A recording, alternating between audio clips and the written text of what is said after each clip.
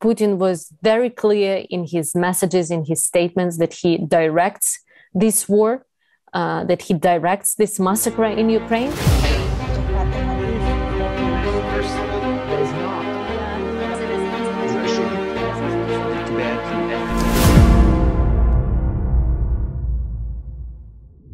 Dear friends, welcome to another edition of Forum 2000 Online Chats. My name is Martin Ehl and I'm from the Czech economic daily Hospodářské, noviny.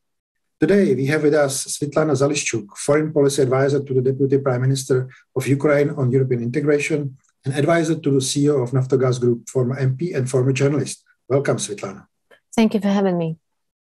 We are in the middle of the war. To be more precise, Svitlana is, and we are sitting in our offices and homes and think how to help Ukraine to fight with aggressor. At this moment, it looks like a huge crisis of not only of European security, but also for a global liberal order. The crossroads is in Ukraine today, and the outcome of the war could have an impact with long-term effects. Let's start, Svitlana, with some short-term outlook. We speak on Thursday evening, week after the Russian invasion started. Can you tell us where you are now and how is the situation in Ukraine? Personally, I'm in the western part of Ukraine. I left Kyiv, my hometown. I didn't feel that it's safe there. So I packed just a hand luggage suitcase, and I have with me all my reality kind of fitted into that small bag. And I don't know when I'm going to come back home and if I have a chance to come back home. But I think that for many millions of people, the situation is even more devastating. Many people today have their relatives been killed. We have approximately more than 2,000 people amongst civilian casualties. Also kids, more than 20 children have been killed as well. So you can imagine how bad is that.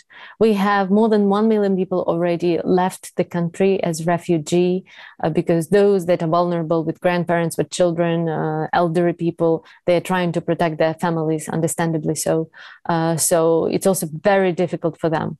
When it comes to the military situation, recently, I think during the last couple of days, the assaults are growing, are intensified with more attacks on civilian infrastructure. So we have a number of occasions when, for example, maternity hospitals have been hit, schools, administrative buildings, also just houses, buildings where people live. And this is heartbreaking, of course.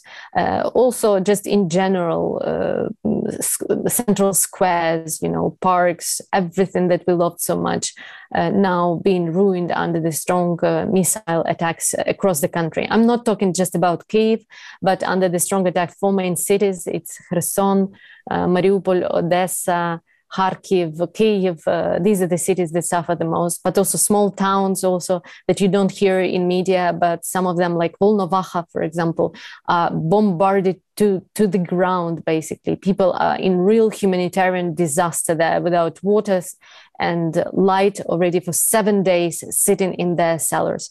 So the situation on the ground is very difficult.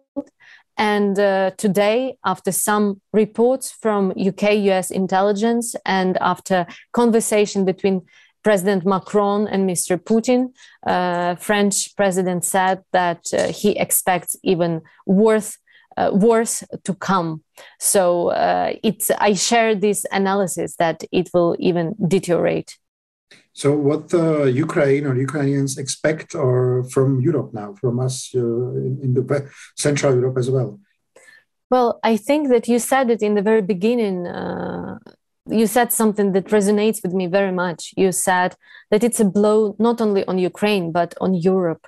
This is a war in the 21st century in the heart of Europe. And this war started by one man who just didn't believe that Ukrainian is nation. Ukrainians are nation. He didn't believe in our state, that we have a right for our sovereignty and territorial integrity. And this is unbelievable but also unjustifiable and unforgivable. And what we want, of course, strong solidarity. We want a joint response. We want a counteraction of this aggression to the extent that this war should be stopped and Putin should be punished. This is what we want, because in the end, it's a blow on humanness, on dignity, on rules-based order. And judging of how we respond right now, I think the history to come will depend on our response. Either we will prove that UN Charter, NATO Charter, EU founding treaty worth something, or we will turn it into waste paper, and it will worth nothing, just words and words that have no meaning. That would be my response to your question. But if we put it into a more practical perspective, we need first sanctions, stronger sanctions. We need to mobilize all our forces to make it painful for people around Putin, and not for the purpose, not just sanctions for sanctions, but my calculation is that Putin has to have a protest, a resistance from inside. This is my calculation, because I don't believe that the sanctions against him will make a difference. But if his people will start to protest, Russians, businessmen, actors, singers, and so on, elite, then he will be challenged. His power will be challenged. And then I think it will be a tipping point. Secondly, we need at this point military support. We already started to receive a lot of weapons. Thank you very much for that, for everyone who is helping us. But I think that it's not the end. It's just the beginning, unfortunately. And as I said, I expect escalation. And therefore, we need to be ready to mobilize our resources in the long run. For me, it's striking how Ukrainians fight and how they, I can say, win information war, at least from my point of view. What is the source of this strength of Ukrainians? It's a very good question. The source of strength, I think that just we have no choice, because we protect our homes. This is everything we have. Your house, your garden, your kids, your job, what you're doing, where you're walking, and so on. I mean, we are 40 million people nation. We are not going to immigrate, we have nowhere to go. But also, additionally, I think what is important, that it was a very cruel attack on something very human, something. It's not about ideology. It's not about EU perspective. It's not about some political choice. It's something fundamental for a human being, for us as people. That's why I believe it so much resonates with the whole world now, because they feel that it's not about Ukraine's aspiration to go to NATO and EU. It's about our right to exist and to protect our life. But also I want to say that our Ukrainian leader, President Zelensky, is a great source of inspiration for everyone. The fact that he was offered to be evacuated, and of course he can do that. He is the president, and he could have done it out of this calculation of safety and so on. But he refused to do so. And people see that actually he's ready to sacrifice his life in this fight. And then people think, okay, so if the president does this choice, then we're definitely backing him. And today, I can assure you that everyone feels that war is our job, that everyone would like to do something, even small, to defend our country. Let's try a bit of geopolitics, or kind of, future telling. I was reading one of the articles from one of the Western analysts, trying to figure out, the possibility that the outcome of the war could be division of Ukraine into two parts on the model, let's say, East-West Germany after the Second World War.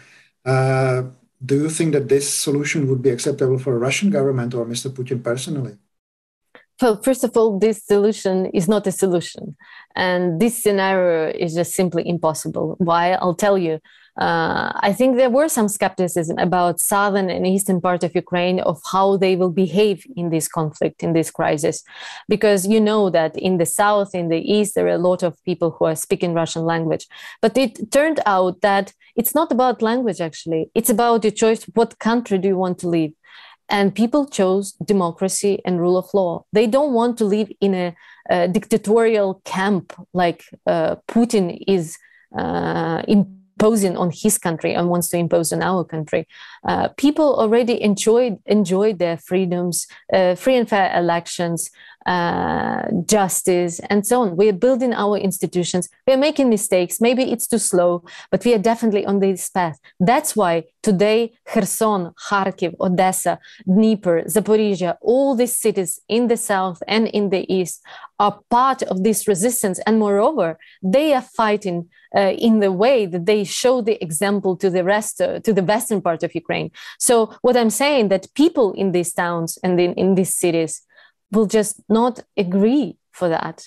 They will not be part of so-called Russian world and live under the under this dictator, especially after Putin has killed so many already, their relatives, their sons, their children, their fathers. It's unforgivable. And the only solution would be Putin to be prosecuted and the international tribunal. And do you think that Mr. Putin will try to impose kind of puppet regime, at least on the territories he will have under control, just to show that he's doing something that's, in quotation marks, positive? Yeah, well, puppet government would be possible if they had the chance to govern the population. But if you are in the so-called in the rear of if you are surrounded by enemies, and believe me, anyone who would be imposed who could have been imposed as this puppet government would be an enemy to these 40 million nations. So even a woman from cloakroom or from canteen or security, the potential so-called puppet government would be afraid of its own shadow, because there would be a threat and a risk to be killed. Because once again, how do you reconcile if you lose a child? How do you imagine that someone comes to you and say, okay, I killed your child and now I'm going to govern you after I attacked your peaceful and beautiful and prosperous country, after I smashed to dust your city? How can you it's just unreconcilable. If we try, at least in this situation, to make kind of step back and look from the broader perspective, what do you think would be a long-term impact of events in Ukraine on Europe, whatever the outcome will be? Because situation is changing every day, and I personally have problem, to make this step back, constantly following the events. But I cannot imagine how do you think about the situation? If we are talking about stopping the war, right? That's what you're asking me, that war will be stopped, then we will rebuild our country. There will be a process of reparations paid by Russia to Ukraine. I hope international community also will mobilize resources to rebuild the country, to help us to rebuild the country. This is from a technical kind of point of view, right? At the same time, Ukraine would expect to join EU and NATO, and Russians war criminals have to be prosecuted without a doubt. I can assure you that sooner or later we will see Russian leadership investigated by International Criminal Court. This procedure has been already started by ICC. And Putin was very clear in his messages, in his statements, that he directs this war, that he directs this massacre in Ukraine. So this is the way to go, to prosecute it and put him on the tribunal. And I think it will be the lesson for the whole world and for the next generation to come, that democracy will be protected. And whoever dares to challenge sovereignty and territorial integrity of an independent countries, however small they are, it will be punished by the international community. I think this is the aim we should aim.